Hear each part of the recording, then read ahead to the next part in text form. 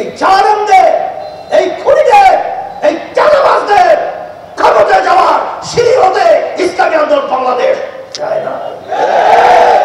মা সন্তান হারা হওয়ার পরে মা বারবার কলিজা ফাটা চিৎকার করছে আর বলছে, আজকে কতদিন পর্যন্ত আমার সন্তান আমাকে মা বলে ডাকছে।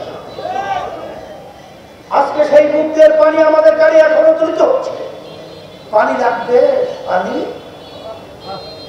আজকে আবু ছাইদ যখন দুই হাত প্রসারিত করে, যখন ন্যায়ের পক্ষে অন্যায় প্রতিবাদে, যখন বুকে গুলি নিয়ে, যখন তার জীবনকে এই বাংলার জমিনে নিঃশেষ করে ফেলছিল, সেই দৃশ্য আমাদের চোখের সামনে এখনো ভাসছে।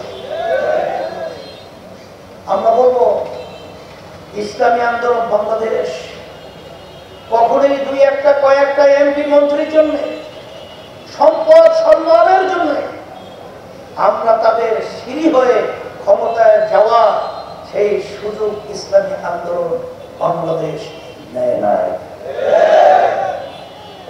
বিএনপি জানে, আওয়ামী লীগ জানে আমাদেরকে তারা কি অফার দিয়েছে, কত এমপি, কত মন্ত্রিত্ব এবং কত সম্পদ ও সম্মান। কিন্তু ইসলামী আন্দোলন বাংলাদেশ এই জালেমদের, এই খুনিদের, এই চাঁদাবাজদের ক্ষমতায় যাওয়ার সিঁড়ি হতে ইসলামী আন্দোলন বাংলাদেশ চায় না। এর জন্য ইসলামী আন্দোলন বাংলাদেশ আমরা কখনোই এই নিয়মে আমরা এমপি হতে পারি না। ইসলামী আন্দোলন বাংলাদেশ ন্যায়ের জন্য প্রতিষ্ঠিত হয়েছে, তার বাস্তবতা হল জুলাই আগস্টে যখন রাজপথে ন্যায়ের পক্ষে আওয়াজ তুলেছিল, তখন বাংলাদেশের ভিতরে একটাই রাজনৈতিক দল তাদের ব্যানার নিয়ে রাজপথে সর্বপ্রথম আমরা এই ন্যায়ের পক্ষে অন্যায়ের প্রতিবাদে দাঁড়িয়েছিলাম। অন্যান্য সব দলগুলোই তারা সহযোগিতায় ছিল ফ্যাসিস্ট দূর করার জন্য, ফ্যাসিস্টের মসলা ধ্বংস করার জন্য, কিন্তু কেউ রাজনৈতিক ব্যানার নিয়ে রাস্তায় আটকে থাকার সুযোগ বা সাহস পায় নাই। এখন কথা হলো, আমরা সবাই একত্রিত হয়ে আজকে 5ই আগস্ট আমরা আবার নতুন স্বাধীনতা পেয়েছি।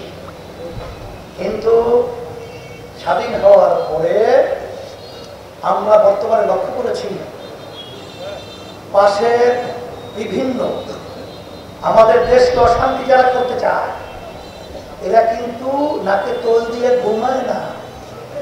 এরা কিন্তু সব সময় ষড়যন্ত্রের ভিতরে লিপ্ত।